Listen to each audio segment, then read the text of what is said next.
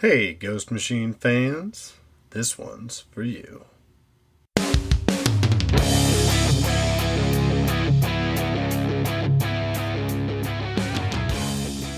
Welcome to the Ghost Machine Fans Podcast, episode 53.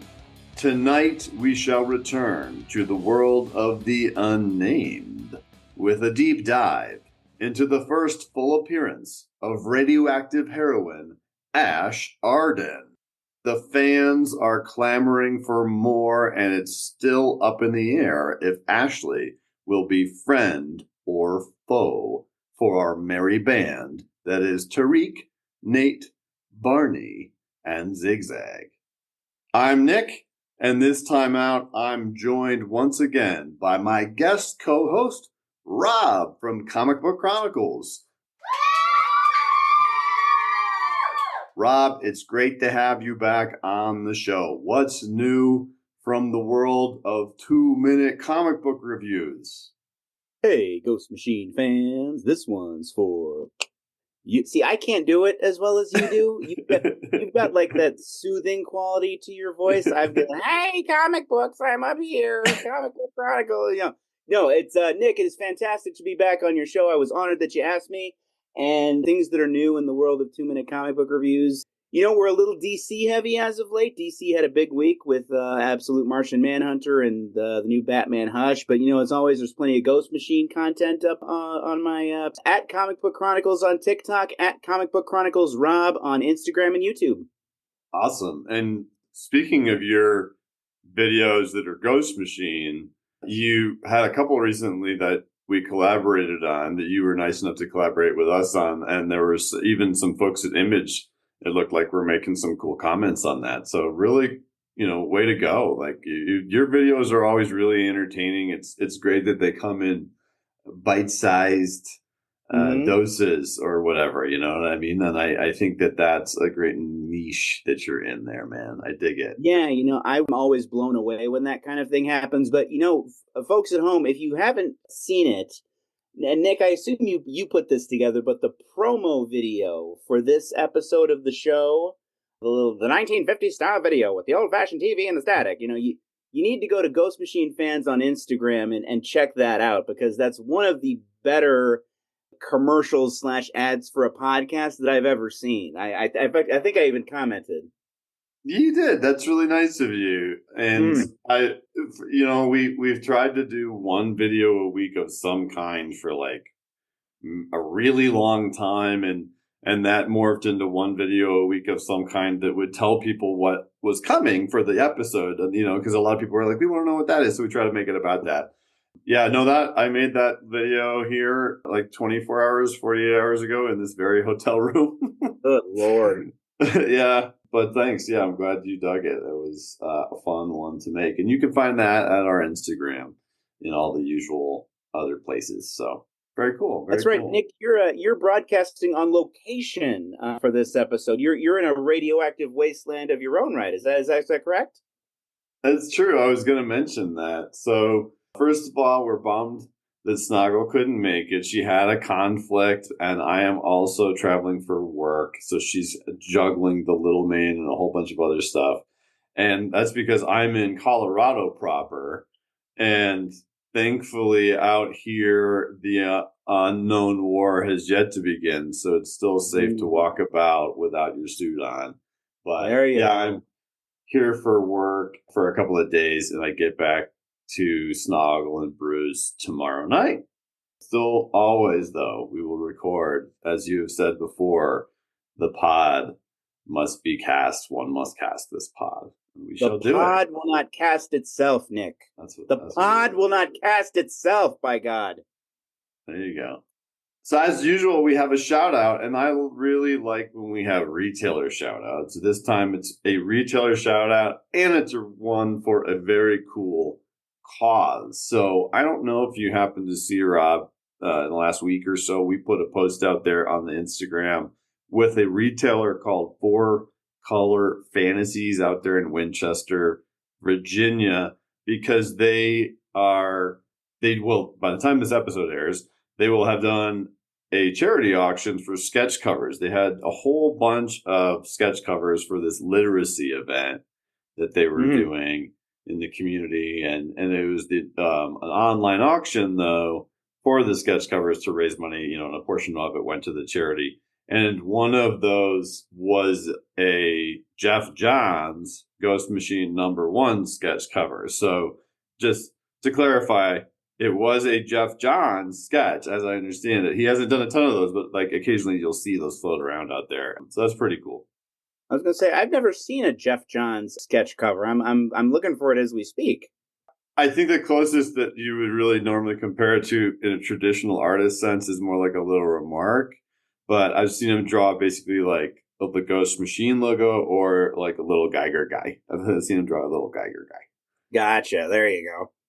So yeah, we'll have to see if we can get a photo of that. I imagine it wouldn't be hard if we shot them a message, because Four Color Fantasies out there in Winchester, Virginia, they were kind enough to collaborate with us about that post that we put out about that awesome cause that they were supporting. So we'll have to see if we can get that, and we'll post it out there, because I bet a lot of people want to see the Jeff Johns cover. It's a good point. I'm going to say, I'd love to see it.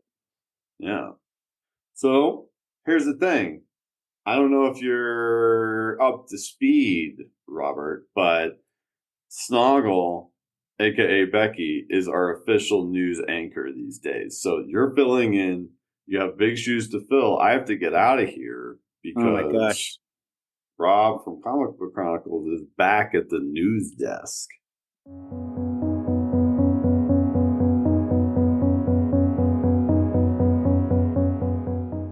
Today is Wednesday, April 2nd, which also happens to be the release date for Hornsby and Halo #5 and Hyde Street #5, two books that I absolutely can't wait to read.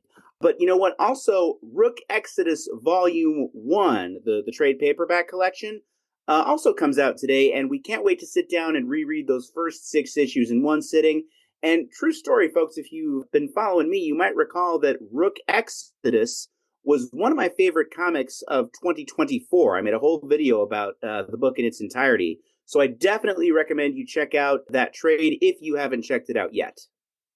So what makes Rook, in brief, because we're going to talk about Geiger Vo, we got stuff to do. But, Yep. I don't challenge it at all. I love Rook Exodus. And I it's funny because as soon as this trade comes out, I'm all of a sudden inclined to read them all in one sitting, but people could be like, well, that you have those comics. If you wanted to read them in one sitting, like you could do that.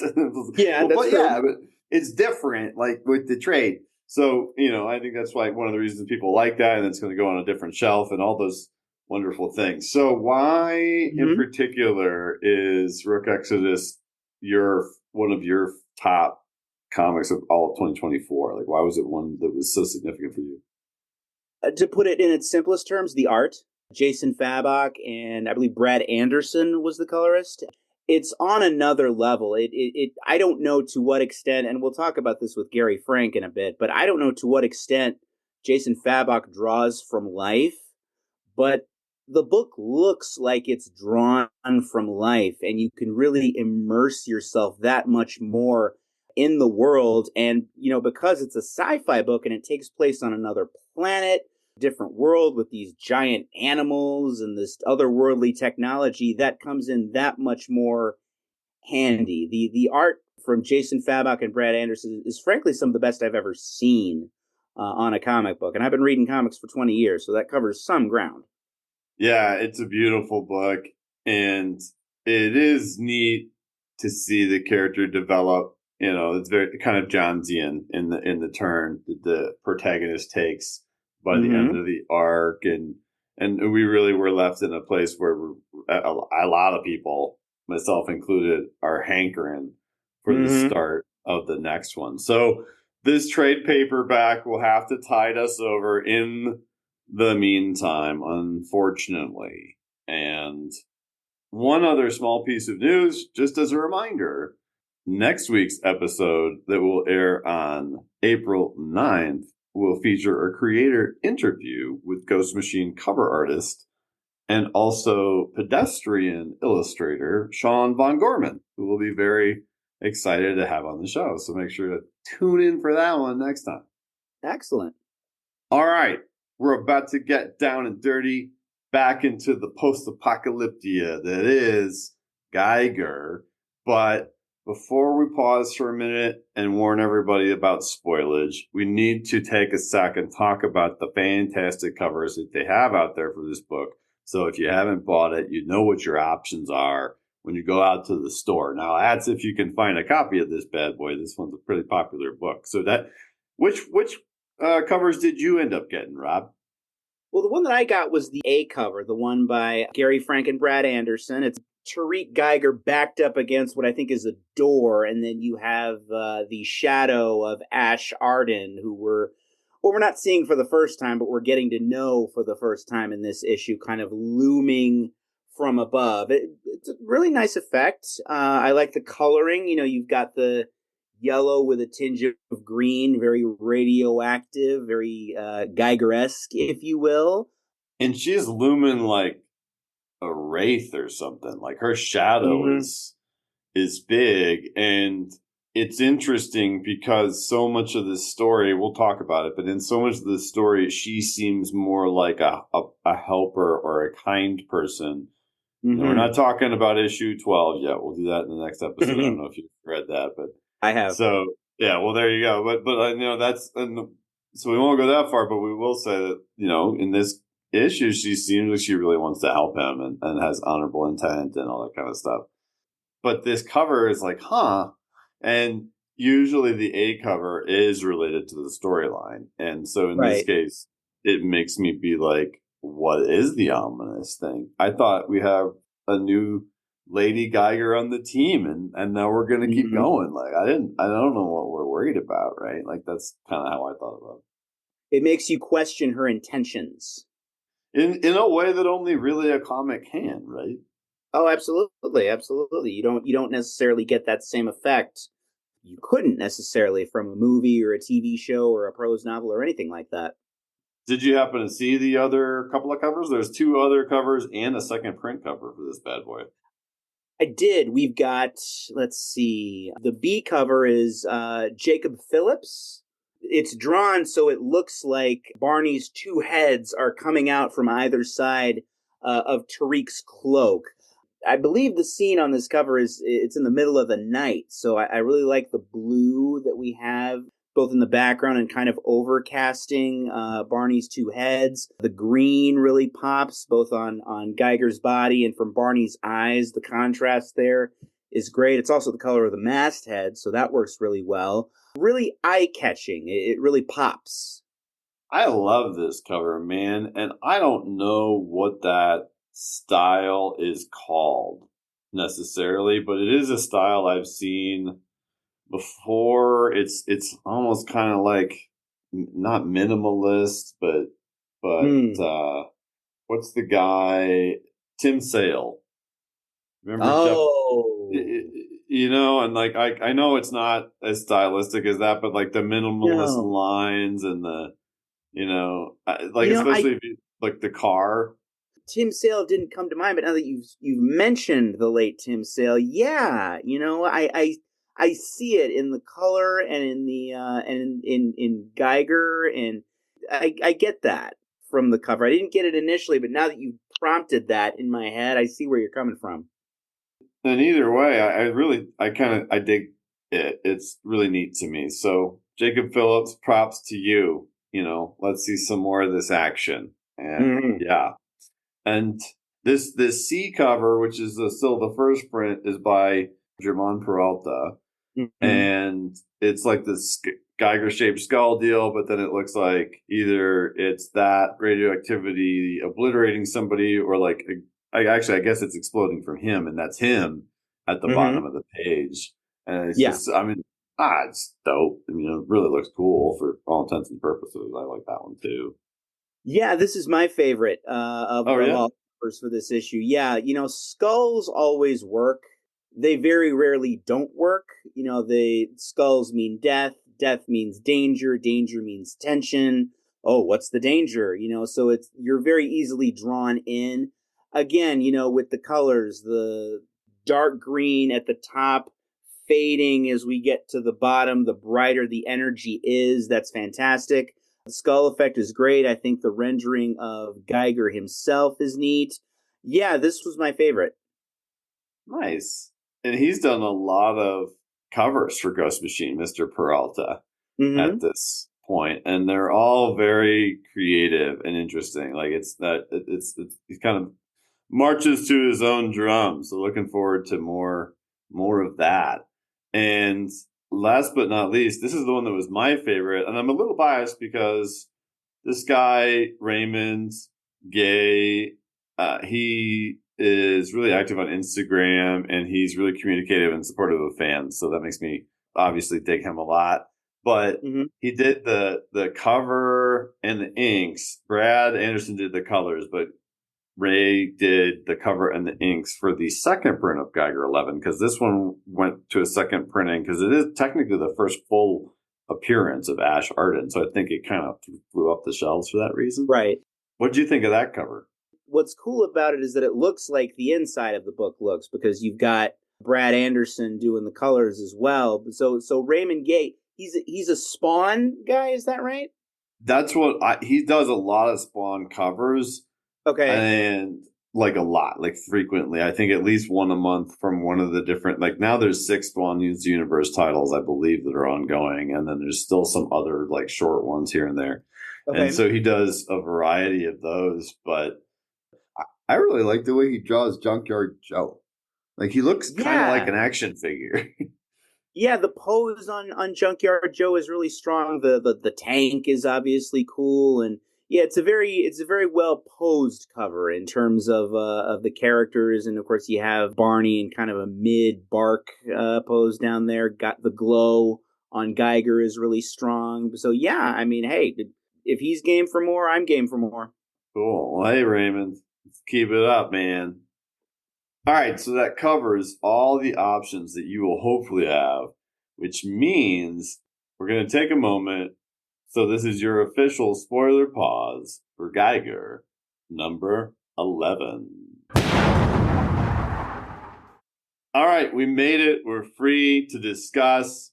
But first, we need to cover the fine folks at Ghost Machine who put this work together. So could you possibly give us a creator roll call, Rob? All right, this is Geiger number 11, written by Jeff Johns. Our penciler, Gary Frank, is back. He's our regular penciler for this book. Our colorist is Brad Anderson, and our letterer is Rob Lee. The book is edited by Brian Cunningham, with a main cover, as we just said, by Frank and Anderson. And that's right. As you mentioned it, there were those 7, 8, and 9 issues that were by Paul Pelletier of G.I. Joe fame. And this is the second issue since Gary has been back, and Brad. So digging it very much. And so they were going to Lewiston, Montana, where they've been keep talking about how they're looking for Ash Arden this whole time. We've known about this. They got there, and they got to a fortress that was made of what looks like crushed up metal / cars or whatever in cubes. Mm-hmm. And in the very first few pages of Geiger number one, or volume 1, number 1. You're like the original number 1. Yeah, like the one back in 2021. It's a scene where there's scavengers, and they come up to a wall that's made of all these like crushed up metal squares, just very similar to that. And then at the top of the wall is Tariq, and he looks down and he's like, "Hey, you're not supposed to be here." And they're like, "Well, what are you going to do about it?" And then he jumps down and, kicks their butt and turns into the glowing man. And that's how you find out that he's Geiger. And so this is a parallel because it's the reverse, but like the setting is almost identical. I didn't make that connection, but I like the placement of the Ash Arden character on top of the fortress or whatever it is, and you've got the light shining down and the silhouette, much like it is on the cover. And ultimately, she's basically just like, go away, right? And what gets her to allow them in, it seems like, is Nate explaining that he's not one of the evil knights from the Camelot Casino, which everybody has heard about, which is the armor he's wearing, and that's why she suspects that. Right. and that in fact he's friends with the glowing man, and he basically explains it all. And as a result of that, she's like, "Oh," and then doesn't tell us why, but we see the door open. So the presumption is it's all right, it's or whatever it is they're going to let Yep. them in.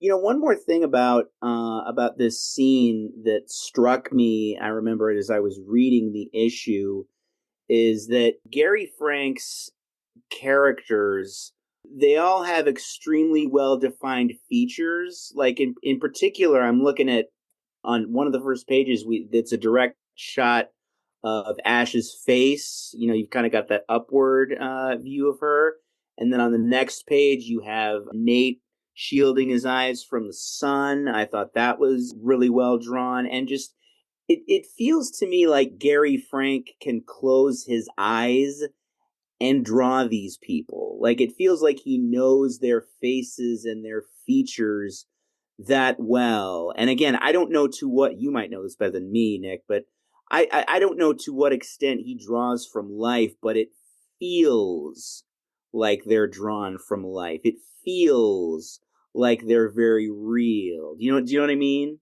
Yeah, I don't know about what he draws from, Mm-hmm. but when I looked at her in this issue, it made me think he had a model.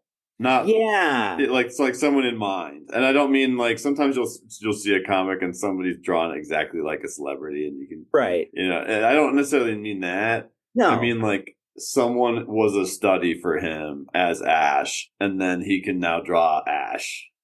Yeah, like she's got, and I don't mean this in an insulting way, but she's got like a very defined like nose and Yeah. very defined like lips and front teeth in that first shot. I mean, she's a gorgeous character, but it's not like she has these perfect supermodel features. She's not a Barbie doll. She looks like a real person. Yeah, and if you go back farther with Gary, so like there's Doomsday Clock a while back, and then before Yes. that there's the Batman Earth One and the Mm-hmm. Superman Brainiac. And like around the Batman Earth One, Superman Brainiac era compared to now, if you Mm-hmm. read it, and this is a spoiled Ghost Machine fan giving a compliment to a world class artist. So Yes. whatever, right? But like if you look at Batman Earth One and compare it to Geiger, you can see a skill has developed further and more in Geiger. And, Mm. So you can see and the I mean, evolution of his talents. yes, absolutely. That's a better way to put it. It's the same thing with a Mark Silvestri who used to draw in like a typical superhero way, even though he's incredible, and now he has his own style. Even Jim Lee doesn't draw the way that Jim Lee drew in the 90s, even though people regarded it in the way that they do, you know? Right. Yeah, I mean And it's only natural that you grow and evolve and change, and what you do now isn't going to look the same as something you did, 20 years ago. I think one of the things that sticks out to me the most is how different the characters are, and especially their faces and the nuances. Because if you go back and read some of the earlier work, that's less of a thing. Everybody looks Mm-hmm. realistic, there's a lot of detail, but Mm-hmm. the faces are just, yeah, it's just he's amazing, man. He's They're amazing. on another level here. Absolutely. And this whole thing, like you mentioned, the light, even the light glinting off of the sword, the armor, like there's just so much incredible work that Brad has done with the lighting for sure. Yes, absolutely, absolutely. Especially on the page where Nate is shielding his eyes from the sun. I love that. And just the sun beating down overhead from behind Ash. It's a great effect. So they get in right, but then we get a flashback and another flashback that gives us kind of like it's like a bring you up to speed deal. And so, do you follow the cadence of the chronology here? It's a flashback to, I guess. Okay, so this is back pre the world ending.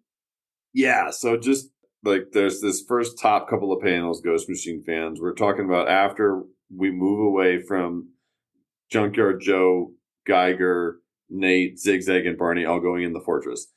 And now we see Tariq back in the day, like day before the war, getting cancer treatment that they're like increasing and it's getting rough. And then he's telling his wife how like they're still going to do the barbecue even though he's sick.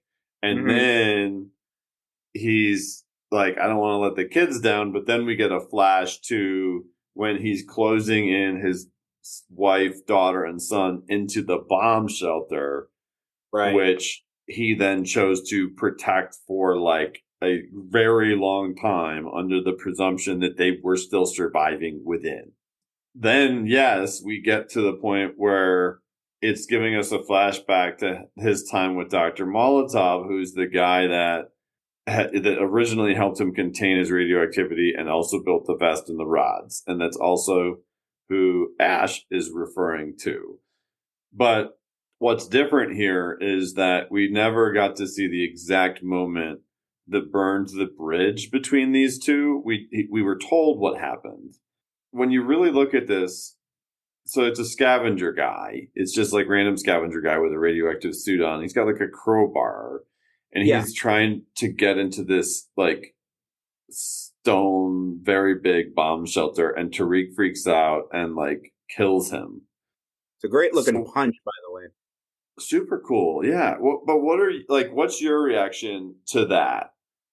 You know, to the how egregious was this person's activity to compare to what that punch is? I mean, I think that Geiger clearly overreacts. I mean, the guy says, I know there's something I can use in here, food, supplies, anything. I mean, he's begging basically, and then you have Geiger running at him. Get away from that door, and there's a scream, and then just pow, he puts his fist through the guy's head, basically. So obviously Geiger is overzealous, and that's something that is reflected in Molotov's reaction on the next page.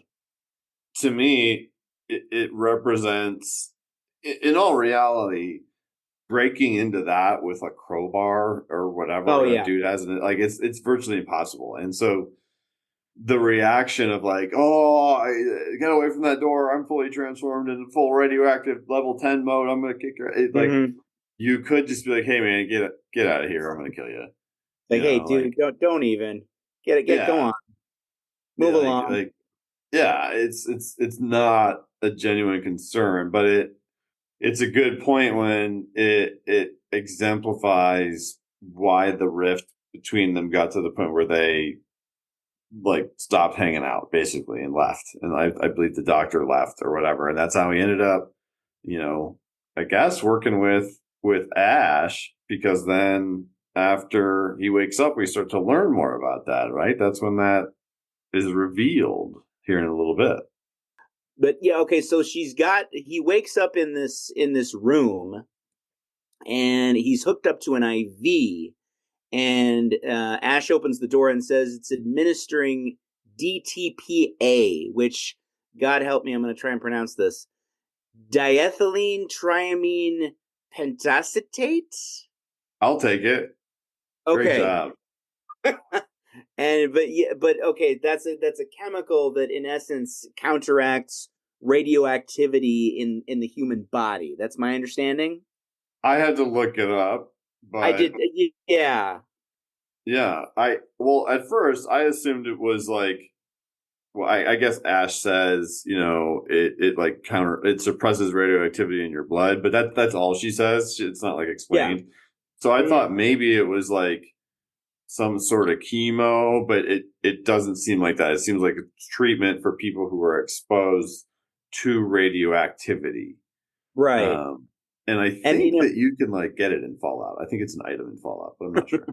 No, I mean, you know what? Hey, in all fairness, they could have made up some comic book science and just said, "Hey, this is gogamethylene, and this will keep you at bay for the time being.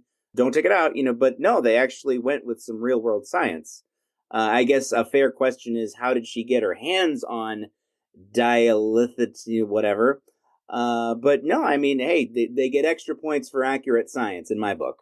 Yeah, we don't really have a sense of the scope of the operation in Lewiston here, do we? Not yet. Yeah, not yet. Right. So this is the first like overly sincere moment where she has multiple like sincere, new, caring character. I'm going to be the turning point for you moments. And it's like, it makes me feel like it's kind of the way of Gary and Jeff's way of leading us to believe that she's like of a good nature. And that's when he's like, who are you? And she goes, someone who knows what they're talking about, with this like super sincere face. And it's like, oh, she's going to be an ally, of course. Yeah.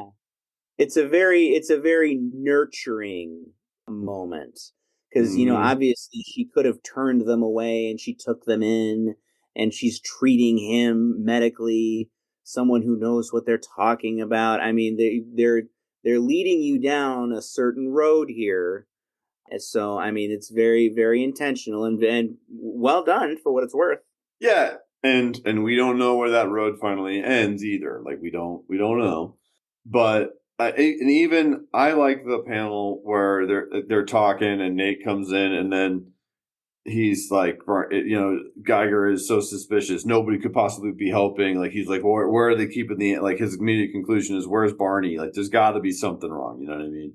Yeah. And she's just like, he's 10 stories topside with your robot soldier and your three-eyed zebra. You've collected quite a group. And it's the look on her face, the way Gary drew her. It's like, she's saying it almost like, hey, it's a motley crew you have and you guys can hang out and I'll help you if you want. It makes me like her.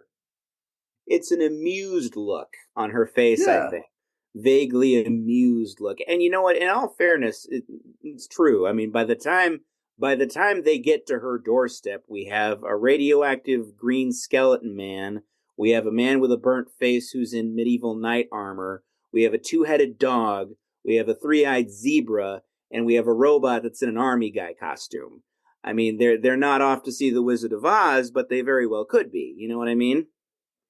Yeah, no kidding. And it's beautiful and poetic in its own way, True. Very true. Yeah.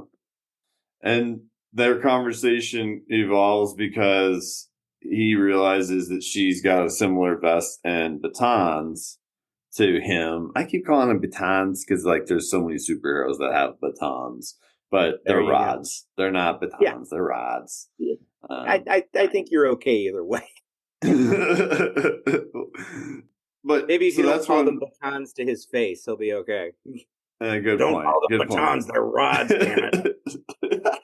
So that's when we find out that she knew Molotov, but she says, but we're not sure about that necessarily, right? Because he says that it was a Russian guy. She's like, yeah, it was a Russian guy named Pyotr Petrov.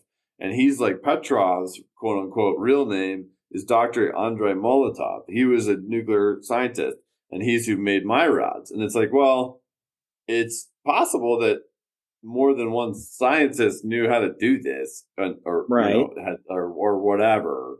And there is more information that you find out at the end of Geiger number 12 that doesn't necessarily really clarify this necessarily. So like it's kind of the jury's still out there a little bit about exactly what's going on there. But it immediately like Tariq is still like suspicious of him and all that, like still not remorseful. And it's until he is told that he was killed. And at that point it seems Molotov was murdered.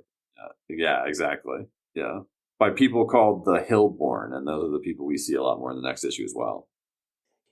It's well done in the sense that it invites you to read the previous material, and it doesn't make you feel like you're left behind. Does that make sense? I mean, this feels like it's building on top of something that you want to go back and read.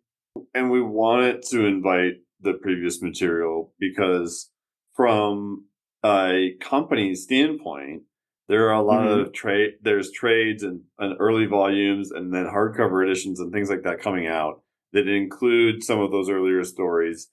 And it is a good thing for Ghost Machine overall. And obviously anything that's good for that lets our issues go on for as long as possible. Yeah. Those hints about the Molotov stuff, it's like, yeah, you can tell what happened. But it does also insinuate like, oh, yeah, maybe I should go pick up that collected edition or whatever. And it's not like it's like, hey, yeah, I'd like to read the first appearance of Wolverine. Like I'm or what, Mm. it's nothing like that. You can get those comics still. So I think that is a good point that what you said about how it invites you to do that, but it doesn't Yes. make it necessary to follow the plot line. You're not being given homework. Exactly. Yes. Very good. And so Tariq's got to stay negative, right? He's got to stay in that place where he's like, wait, all right, you solved the problem. I got another problem. There's no way that this is like really a positive thing and that you want to help Mhm. me. No way. And he's like, Nate, you screwed us. She's just as cursed as me because his assumption is that she needs to keep her rods in. And then she takes him out and she's like, no. I can control it. I had to learn to do it, but I can. That's cool to me. I like superheroes. I like science fiction. I like post-apocalyptic. I don't need it to make any sense. But to me, if I got to the point where I could control the power, why would I have the vest and the rods anymore at all? Mhm. Unless Yeah. I mean, kind of need them in proximity, maybe. I mean, maybe it's one of those things where with that, I get the sense that it's the story hasn't completely unfolded yet. Maybe there's something going on there that we don't know about. I mean, maybe they're there out of habit for all we know. But I get the sense that maybe not everything has unfurled yet, and I'm thinking maybe okay, once we get to issue 13, 14, maybe that's when we learn more, especially after what happens in issue 12. That's just Yes. a guess. That's just a guess on my part. I do not know anything about it. I'm just guessing. I think there's a strong argument for, even though I know Ghost Machine is not superheroes, and people No. have said it's, hand on the table, not superheroes. There's Mm-hmm. still, fantastic characters, and fantastic Yes. characters, they have to have, if it's not a uniform, fine, but it's an outfit. And she's got to Yeah. have an outfit. And that's her outfit. And I get that. I Yeah. dig that. And When, it's a very well drawn full page that we have here of her with not the batons, with the rods in both hands. I like the musculature on her arms in particular on this page. I always like when, and this isn't a sexy thing, but I always like when artists aren't afraid to draw women with muscles and not draw them like Barbie dolls slash supermodels. And it's clear when you look at Ash Arden that she is well put together physically in the sense that, okay, she can be physically imposing and not just physically attractive. Does that make sense? yeah, absolutely. And, it's, if you were surviving in the wasteland and you were physically fit as a result, presumably you'd be more like a CrossFitter than Yeah, or whatever, then assuming you had like regular food supply and things like that, obviously. But naturally. I do think too, though. I mean, even her cape has these little radioactive button deals, so it's very like that's her outfit, and I dig it. It's fine. Lady Geiger, Mm-hmm. it is what it is. She didn't give superhero vibes to me. I mean, I understand, okay, no superheroes, but it's like, okay, if it's a Venn diagram of superheroes and not superheroes, let's say this is in that middle area where you have some overlap, but it's not necessarily, this isn't she's not Wonder Woman. She's not post-apocalyptic Wonder Woman. It's a good point. And then the issue does take a little bit of a turn. I really love this subject matter, and Okay. I don't know that there's I think it's a sensitive subject, but at the same time, it's just handled in a really tasteful way, and Mhm. it's also neat because it reminds us at first, because it's Junkyard Joe is outside essentially like guarding the door or whatever, or just standing at the door while they're inside talking. And one of the people in the crowd, this little boy, comes up with a Junkyard Joe comic to like his dad, and he's like, "Hey, look, it's the same guy." And his dad's like, "I know, I used to read it in the paper." And Mhm. that's a cool way of reminding us, like, hey, remember one of the really neat things that originally got you into Ghost Machine was like that multi-layered the way that the fourth wall almost didn't even exist in some ways because it immersed you within the world. Because Muddy Davis, who lived with the real Junkyard Joe in Vietnam, then created the comic book strip and then characters within the world experience. It's like this crazy overlapping, mind blown thing.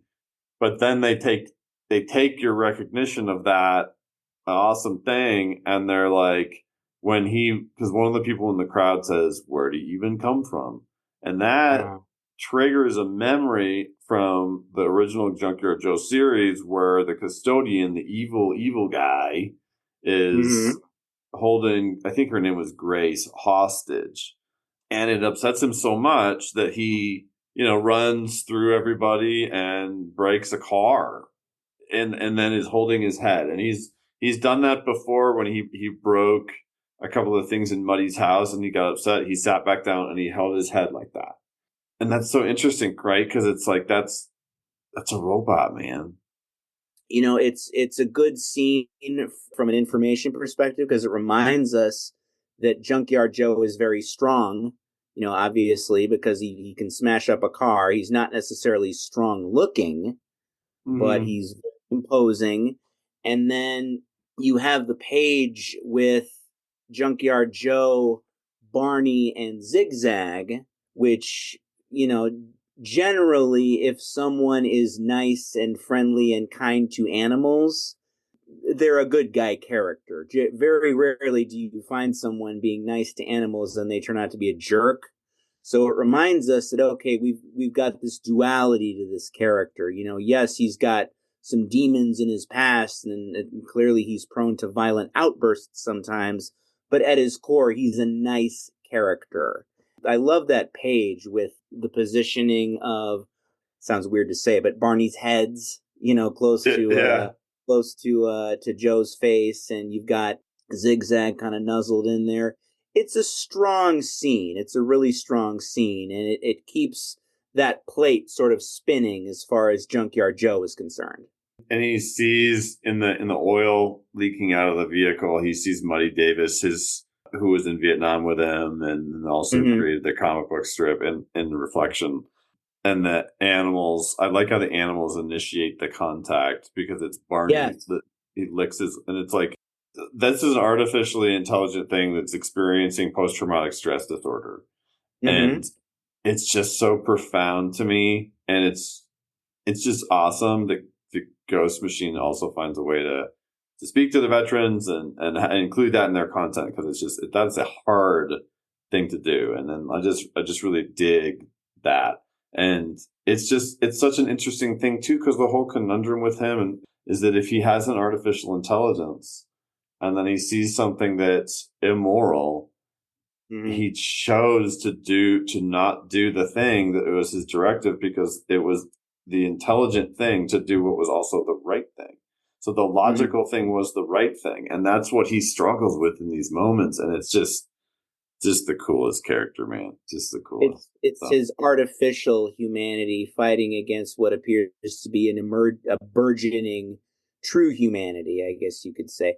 I can't immediately come up off the top of my head with a robot character that has experienced post-traumatic stress disorder. I mean, in other stories and other mediums, you have robots who remember things and who flash back, but it's not something that you see very often, if ever, a robot experiencing those kind of emotional reactions to flashback scenes like that. Yeah, I can't think of anything. The closest I could think of would be like Data, and I don't think he ever had something like PTSD. But yeah, he would remember things, and then that would affect as he kind of tried to manifest emotions over time, as I recall, type of thing. But yeah, that's a good point.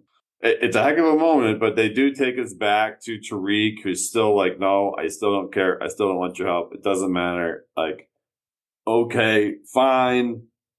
And he's going to just leave, because then he even hears about what Joe did. And he's like, look, this is another example of why we shouldn't be with people. And it's just like, it's just kind of like, what do you want, man? Like, you just want to go like walk off into the desert alone until you die? Because I don't know what else he wants at this point. Does Tariq even know what he wants at this point? it seems like, for lack of a better term, his prime directive is, I'm dangerous. This is dangerous. Get me away from this place. And it seems like that's all he knows. It seems like he's reacting very emotionally, to the point where in the lower right-hand corner of the page, he flat out says, goodbye, Nate. So he's willing to cut off, his only friend in the world, his only human friend at least, as a result of this emotional reaction he's having. So I don't know if he's thinking that far ahead. Yeah, and if he thinks the robot's dangerous, why is he just going to leave him around all those innocent people? If the robot's dangerous, wouldn't you try to help them? Like, isn't that your MO, Mr. Geiger? Or Yeah, whatever? supposedly. I really dig that panel where he's like, no, Barney, we're leaving now. And you get the radioactivity building up in his mouth and his eyes.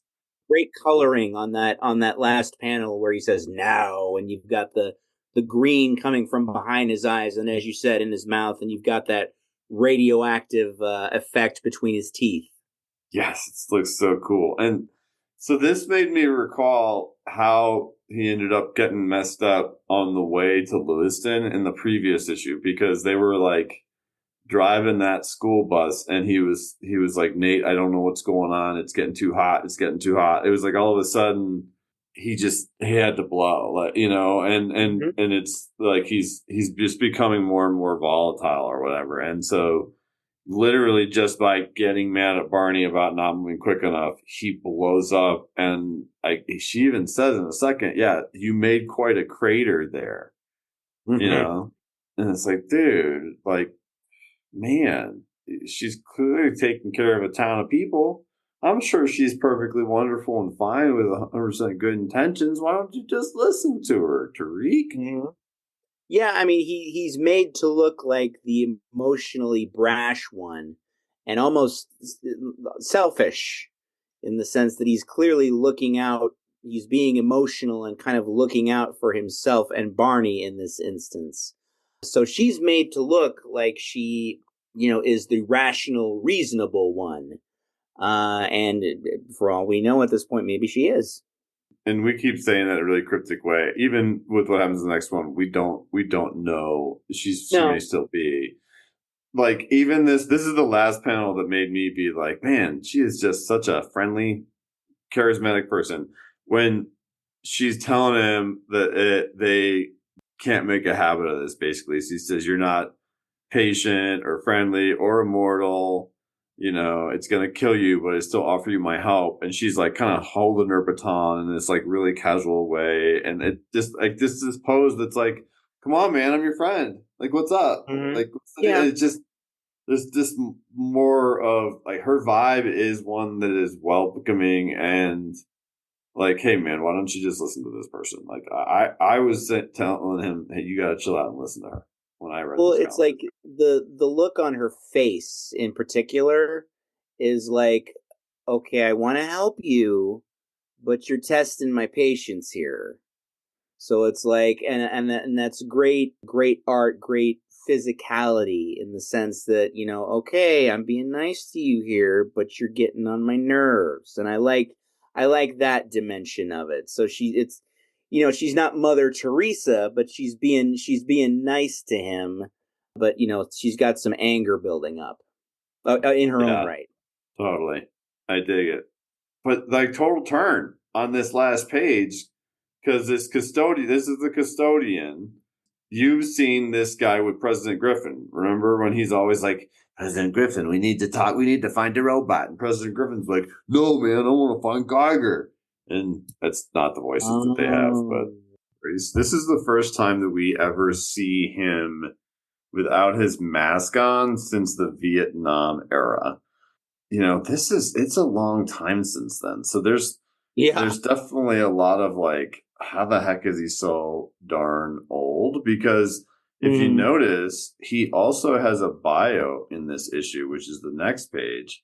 And it specifically says that his age is unknown in it. When you think about it, it even tells you that back, it was as early as 1972 when Junkyard Joe Unit Beta was deployed to Vietnam.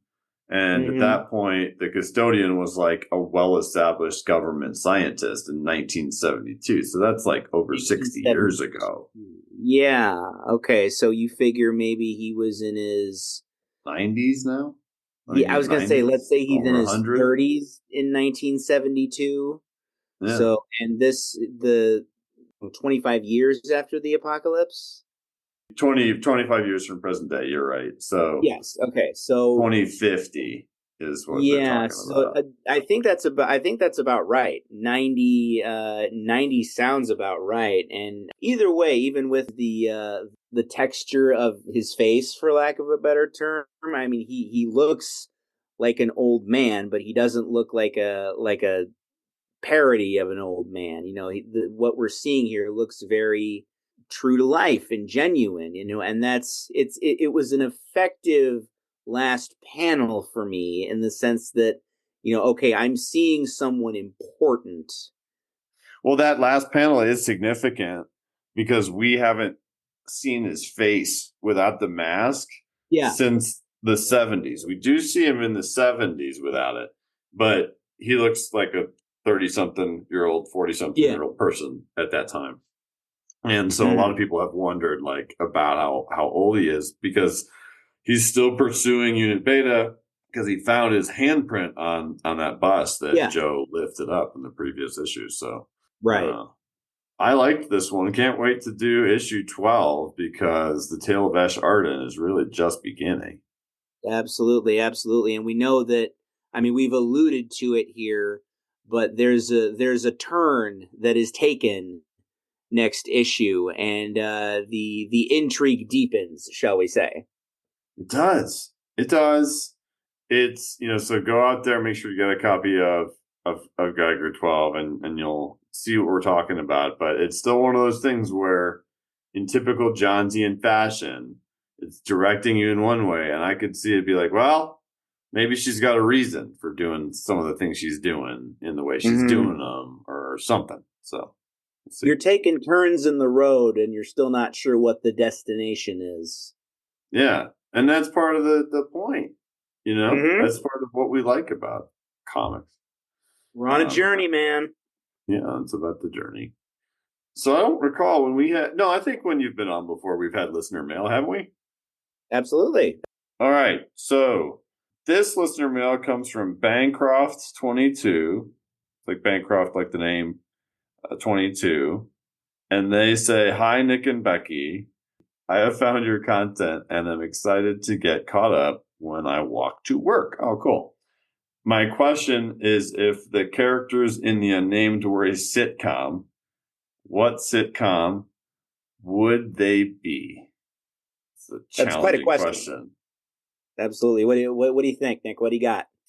My immediate thought was like Sliders, and I know that's kind of like on the nose because there's been some portals, but we're not there yet. We think the Northerner's probably going to have like some portal abilities or technology. But in Sliders, like Jerry O'Connell's like the knucklehead, and then John Rice Davies is like the techier guy or whatever. And like, I don't know, it kind of reminds me of like Redcoat and the Northerner a little bit. I also feel like there's got to be a character that's like, for some reason, I feel like there's a Home Improvement vibe that's got to be in there somewhere, and that somebody's Wilson behind the fence that we don't know. Yeah, it's President Griffin is Wilson behind the fence. Could be. Maybe. You're unknowingly tying into something that I'm going to say in a minute, but go ahead. Really? Yeah. Well, and I was thinking about, what would Seinfeld be? And there would probably be a lot of things that Albert Einstein and Simon Pure did that would fit well in a Seinfeld episode. Yeah, no soup for you, Simon Pure. I don't know, but those all came to mind. This is a hard one. Maybe when everybody in the Unnamed retires, it's like Taxi. and everybody's there. Okay. All right. No, that's more along the lines of my train of thought. But okay, yeah, I like that. I like that. What's yours? Well, first of all, because you mentioned Seinfeld, what's the deal with Junkyard Joe? Matt. This is a glorious question, actually. It's probably the best question I've ever heard asked on a comic book podcast. So thank you, Bangkok. What was the name? Bancroft 22. Thank you, Bancroft 22. They use the word sitcom. I think of situation comedy. So I'm thinking of, the old school 70s, 80s, 90s sitcoms, like Taxi. Seinfeld was a sitcom. I think what he's asking is which classic sitcom is most comparable to what we're seeing in the world of the Unnamed. And the answer to that question, and tell me if you've heard of this show, Nick, I think you probably have. The answer to that question is Perfect Strangers. With Balky and Larry back in the day, Mark Lynn Baker is Larry, and Bronson Pinchot is Balky.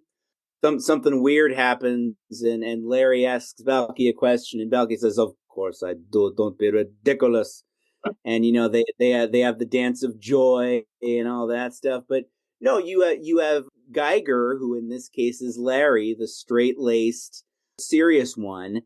And then you have Balky as Nate the Nuclear Knight, who is, Nate is the silly character, but he's a light character. He's optimistic. He's got that brighter sensibility about him. Now I can picture Balky in a suit of knight armor. Actually, that would be fun, and of course, Markland Baker exploding would be hilarious. But see, the thing about this question that I liked is that it sent my ridiculous fanboy brain into overdrive, because it also prompted me to wonder, well, what if the Unnamed universe were a sitcom? Like what if this was an old school 80s and 90s, because that's when I grew up, 80s and 90s style sitcom? Not only do I have a premise for you, Nick, I've outlined the first few episodes. Okay. Oh, okay. In an alternate universe, Simon Pure inherits a zoo filled with radioactive animals from the wasteland, kind of like we saw in issue 6 of Geiger. Yeah. We've got three-eyed zebras, we've got four-armed gorillas, we've got two-headed dogs, that kind of thing. And in a let's say in a poker game that they lose a bet on, he loops Geiger and Nate in to sort of help him run this zoo filled with radioactive animals. These three people have to live together, and they're not very alike, which is the premise to a lot of classic sitcoms. You put characters that are different either under one roof and in close proximity, and that's where your comedy ensues. So, you've got Simon and Geiger get into an argument, so Geiger has to draw a line down the center of the zoo that neither of them can cross. And then, oh, by the way, the zoo is suddenly being invaded by giant bugs, and they have to fix that problem whilst staying on their individual sides of the zoo. The one that I really latched onto was what I call the Junkyard Joe episode, where Joe made his debut on the sitcom. And because he has to be in every sitcom now, Junkyard Joe is played by Tim Allen. And when Tim Allen makes one of his Tim Allen noises, one of the four-armed gorillas mistakes it as a mating call, so now everybody has to protect Junkyard Joe / Tim Allen from an amorous gorilla. That was the what if the Unnamed universe were a sitcom. Bancroft 22. And you're only gonna get this on the Ghost Machine Fans podcast, folks. you ain't gonna get this nowhere else. All right. That's hilarious. I kept trying to think of like a Mork and Mindy connection, and I couldn't find a good one there either. But yeah, well, there you go, Bancroft 22. Thanks for your fantastic mail that you sent us, and that was a lot of fun. Yeah, I really like those kind of questions. So if you have anything like that you would like to ask us, go ahead and shoot us an email at ghostmachinefans@gmail.com. ghostmachine.com. That's a wrap for us. Rob, it's been fantastic having you back on the show. Did you have a good time? I always have a great time. Never in question. Awesome. Well, hey, remind everybody how to find you on the interwebs. Most prominently, you can find me at Comic Book Chronicles on TikTok or at Comic Book Chronicles Rob on Instagram or YouTube. There's also a relatively new Facebook group that I've just created because it's 2008, apparently. Yeah, I'd love to see you folks out there. And if you want to check out all of our other content, you can do that by going to www.ghostmachinefans.com. We've got a wiki, some forums, a Pinterest, links to our friends on Facebook. Make sure to also check out the Reddit. There's been a lot of activity on the Reddit. That really cool posts and discussions are happening over there. Some really neat rundowns of people are reviewing some Ghost Machine issues that are very entertaining. And most importantly, we're on Instagram almost every day with new content and updates for you all about the world of Ghost Machine comics. And watch that promo for this episode, the old school 50s TV sounding promo. It sounds a little bit like this. You'll know it when you see it, folks. And thanks for hanging out with us tonight on the Ghost Machine Fans Podcast.